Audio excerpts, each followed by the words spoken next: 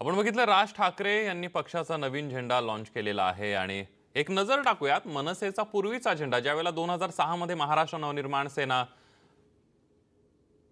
स्थापन झाली त्यावेळेचा झेंडा आणि 23 जानेवारी म्हणजे आज लॉन्च झालेला नवीन झेंडा, या दोन्ही झेंड्यांमध्ये आपण बघितलं अगोदर मनसेचा झेंडा हा चाररंगी होता आणि आता तो भगवा झालेला आहे आणि त्यावर छत्रपती शिवाजी महाराज यांच्या स्वराज्याची शिवमुद्रा सुद्धा छापलेली आहे।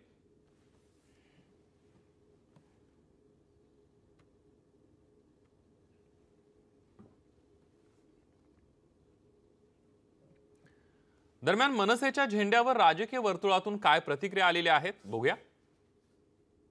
मुझे पता नहीं राजमुद्रा इस्तेमाल करना कहां तक उचित है, ये तो कानूनी तौर पर देखना चाहिए, मुझे आइडिया नहीं इसके। सर एमएनएस ने बोला है कि शैडो मंत्री बनाने की वो तैयारी करेंगे, हर एक मंत्री एमएनएस की तैयारी है, राज ठाकरे की तैयारी है कि एमएनएस अच्छी बात है, शैडो मंत्री बनाएंगे, हर मंत्री के ऊपर निगाह रखेंगे, उनके काम जरूर रखे।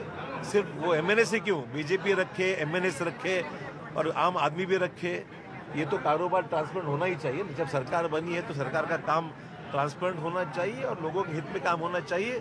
और जरूर क्रिटिसिज्म होगा तो जरूर हम अगर बात सही है तो स्वीकार करें। सर मनसेच्या झेंड्याचं अनावरण झालेलं आहे, भगवा झेंडा त्यांनी अनावरण केलेलं आहे, भगव्याकडे वाटचाल दिसते आहे। चांगली गोष्ट आहे ना की असं आहे की प्रत्येकाला आपापल्या पक्षाचं जे आहे झेंडा बदलण्याचा अधिकार आहे, आयडियोलॉजी सुद्धा बदलण्याचा अधिकार आहे। त्यामुळे लोकशाहीमध्ये ते काही फार वावगं आहे अशातला काही भाग नाही।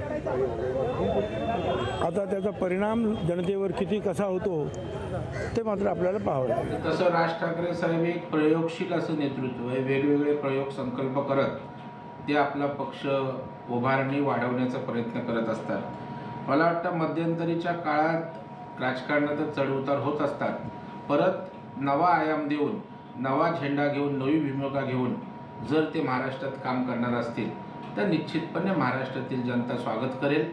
शिवसेनेने हिंदुत्वाची भूमिका सोडल्यानंतर हिंदुत्वाचा अजेंडा घेतला तर अस्वस्थ शिवसेनेला शिवसेना प्रमुखांना हिंदुत्वाला मानणारा वर्गसुद्धा त्यांच्याकडे आकृष्ट होऊ शकेल।